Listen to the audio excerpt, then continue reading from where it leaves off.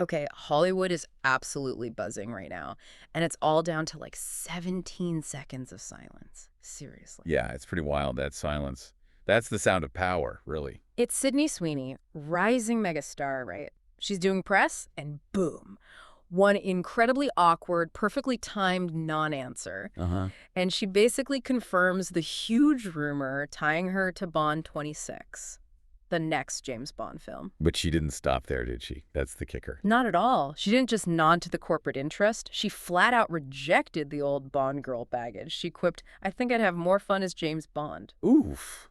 Yeah, and that line, that's not just a clever remark. It's more like the first shot fired in a whole new kind of corporate battle. How so? Well, for the first time in, what, 60 years, the Bond franchise isn't run by the Broccoli family anymore. It's Amazon MGM, a corporation. Right. Big shift. Huge. And this whole casting drama is basically the first major stress test for the entire future of 007. We're talking a $7 billion franchise here. Welcome to Starscope Report. We are Jordan and Jamie, and today we are diving deep into the story behind that headline. We're not just looking at the celebrity buzz, you know? No, we're analyzing this new corporate conflict, this power struggle over who gets to shape the next era of James Bond. We're going to walk you through how that calculated 17-second pause is pretty much proof she's under a strict NDA. Yep.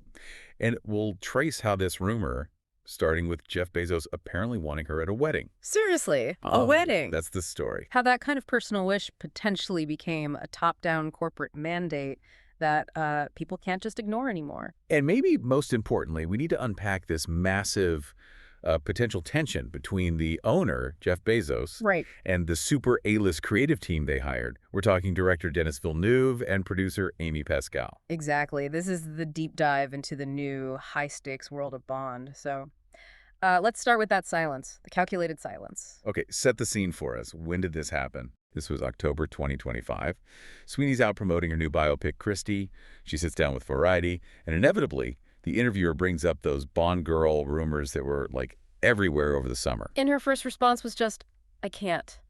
That's Yeah. it." I can't. Why is that so much more loaded than say, "Oh, I don't know anything about that"? Because a real denial just kills the story, right? Yeah. If she'd said, no, that's just a rumor, Variety might not even run it, but I can't, that signals something else. An external constraint. Exactly. She's telling the industry basically, look, this topic is live, it's sensitive, and I am legally gagged. It points straight to an NDA, and a non-disclosure agreement. Okay. It's very specific language, highly media-trained stuff designed to confirm the rumor's real without getting sued, while also, stoking the flames. Which brings us to the 17 seconds. So break that down again. She says, "I can't." Then silence. 7 seconds. The interviewer just waits. Clearly expects more. Right. Then she finally adds, I don't know, Yeah. and then another 10 seconds of just dead air. 17 seconds feels like forever in an interview clip. It's an eternity. And look, this isn't just her being flustered. This is like Yeah. media engagement 101 when you're navigating something tricky. It's a performance of a non-denial. Designed to be clipped and shared. Totally. Yeah. She and her team know that this kind of obvious caginess, this stuttering quality they mentioned, it validates the speculation. It signals, yes, this is happening behind the scenes. We're talking, but nothing's signed yet. Okay, but let me push back a little. Couldn't she just have been nervous? I mean, it's Bond. Maybe we're reading too much strategy into it. That's fair. But then you look at the next thing she said. If she was just purely nervous, she probably would quickly change the subject back to Christie, That's right? a good point. What did she say next? Well, the interviewer pressed her, are you interested? And she gave the standard, safe, agency-approved answer first. Depends on the script. Very typical. Standard. But then, immediately after, she dropped the real message, the one her team clearly wanted out there. The zinger. "I think I'd have more fun as James Bond." Bingo. And you have to see that in context. Sydney Sweeney in late 2025 isn't just some actress hoping for a break. No, she's producing her own stuff now. Exactly. Under her 50/50 banner, she's promoting films she starred in and produced, and she's coming off the massive success of Anyone But You, which made, what, $220 million? A film she drove? So she's got clout, real power. Absolutely. She's a producer, a content creator, a major player. So that comment, it's a public statement about her brand. She's actively pushing back against that old, kind of reductive Bond girl label. The sex symbol, the supporting character. Yeah, the damsel or the helper. Yeah. She's saying, look, if you want me in this franchise, I'm not interested in that trope. By saying she'd rather be Bond, she's signaling, I expect a role with substance, a modern role. I see myself as a principal player here. So she's talking directly to the new Bond leadership, like Amy Pascal. Directly. She's saying, I'm coming to this negotiation as a peer, as a producer, not just as, talent for hire. Okay, which leads us to the big question. Why is this one potential supporting role causing such a stir? Why the corporate showdown vibe? Right. Because you need to understand the new plumbing. The corporate architecture of Bond 26 is completely different. This is the Amazon MGM takeover. This is the absolute core of it, and you can't overstate how big a shift this is. For 6 decades, Bond was creatively controlled by Eon Productions. Barbara Broccoli, Michael G. Wilson. It was a family shop. And they were famous for having final cut, right? Like total creative control. Iron grip, non-negotiable. They could and did tell massive studios no if they felt something compromised their vision for Bond. Money didn't matter as much as control. Legendary stuff. But that era, it ended. February 2025, Amazon MGM gets full creative control. Broccoli and Wilson formally step back from that specific authority. Wow. Okay. And that changes everything about how you interpret something like Jeff Bezos wanting a specific actor. Because now he's the owner? He's the executive chairman of the company that now holds the creative reins. So when reports surface that Bezos, the founder, personally wants Sydney Sweeney, who is, let's be honest, a global star with huge reach, especially with younger demos. Gets all the data points. Exactly. That desire instantly shifts from, Page 6 gossip to a potentially very real top-down corporate preference, maybe even a directive. So under the old Eon way, Bezos saying I like her would mean basically nothing. Pretty much nothing, maybe a polite thank you note. But under the new Amazon system, the boss's preference, especially when it aligns so perfectly with commercial metrics, well, that becomes something the creative team has to deal with. The question is, how strongly will they push back? And that's the stress test you mentioned. That's the Amazon-era stress test in action. Because Amazon also spent big bucks to buy prestige. They didn't just put suits in charge. They hired an extremely high-caliber creative team. People known for having strong artistic visions. Let's name names. Producers. Amy Pascal, huge track record. Sony, Spider-Man. Massive. And David Heyman, the guy behind Harry Potter and Barbie, 2 of the biggest franchises ever. These are heavy hitters. And the director choice, Denis Villeneuve. That sent a signal. Huge signal. Villeneuve makes serious, ambitious, visually stunning films. Dune, Arrival, Blade Runner 2049. Hiring him says, we want Bond 26 to be a proper cinematic event, not just, another churned-out sequel. Okay, sounds amazing on paper, but that's where the conflict comes in, isn't it? Right there. You've got the ultimate corporate owner, Bezos, with a reported preference for a specific commercially powerful star like Sweeney. Driven by data, reach, buzz. Potentially. And then you have Villeneuve and Pascal, seasoned pros who believe deeply in a rigorous, artist-led casting process. Finding the right actor for the role, chemistry, the whole traditional thing, not just plugging in a name because they trend on TikTok. So who wins? Does the corporate owner get their way, or does the auteur director and the veteran producers hold the line on creative process? That's what everyone in the industry is watching. This sets the tone for how Amazon handles all its big creative bets moving forward. Is it data-driven synergy first, or is artistic integrity protected? And the Sweeney rumor is the first big public test case. It's the battleground, which makes understanding the timeline of this rumor so important, because the rumor itself seems to be way ahead of the actual filmmaking process. Right. Let's track that. When did this first pop up? Okay, Phase 1, the origin. That was in July 2025. The rumor starts, and it's explicitly tied to Bezos. Sweeney was seen at the Bezos-Lauren Sanchez wedding. Ah, the wedding connection again. Yep. And reports started leaking that Bezos personally wanted her for Bond. Crucially, these early reports also tried to link her to Villeneuve, calling him a friend and admirer, trying to make it seem organic. Okay, so that's the political narrative starting, but didn't it get shot down almost immediately? It did. Phase 2, the procedural debunking.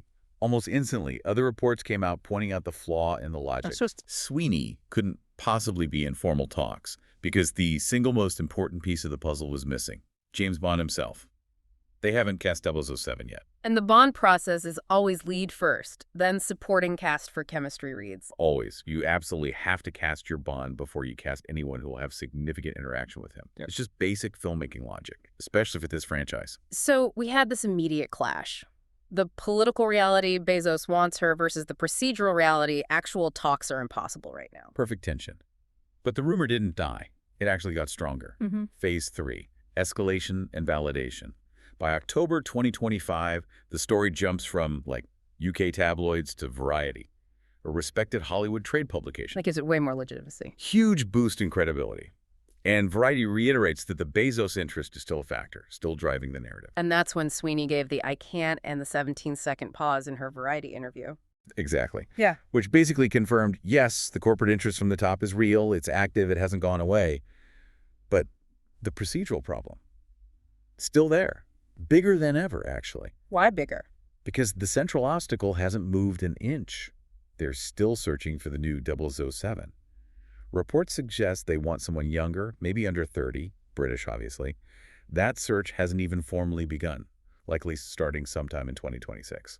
And didn't the writer say something recently? Yeah, Stephen Knight, the screenwriter for Bond 26, he confirmed in September 2025 that the script isn't even started yet. They're still figuring out the story, the characters. So formal casting for any supporting role is just not happening now. It can't be. Procedurally impossible. So when we talk about Sweeney's major hint, it's not confirmation she's been cast. It's confirmation that the pressure from Amazon, likely originating from Bezos' interest, is sustained and very real. Right, so what's the play here then, if she can't actually be cast yet? Okay, so this is where you have to see the current media frenzy for what it likely is. Right. A strategic positioning move by Team Sweeney. Using the Bezos connection. Leveraging that powerful connection to build this aura of inevitability around her.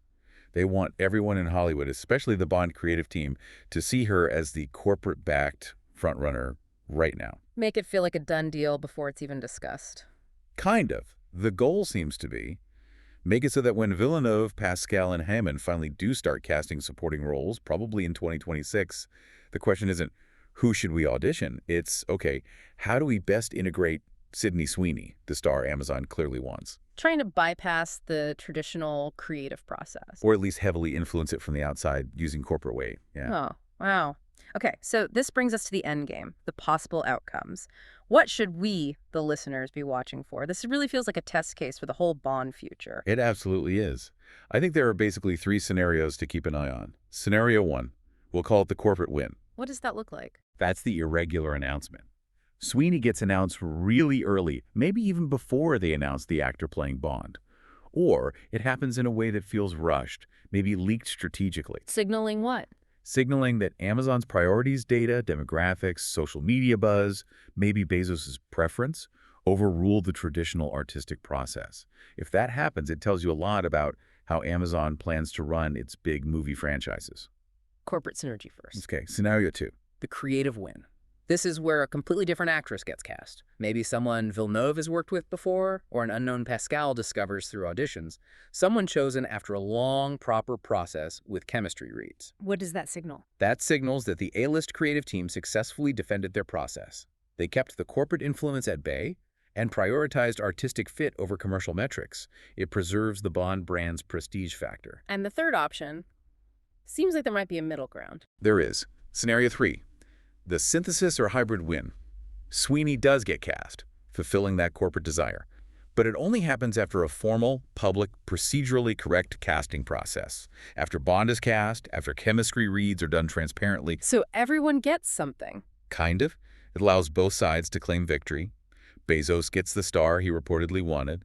Villeneuve and Pascal maintain the integrity of their creative process and authority. This feels like the most politically sensible outcome, maybe.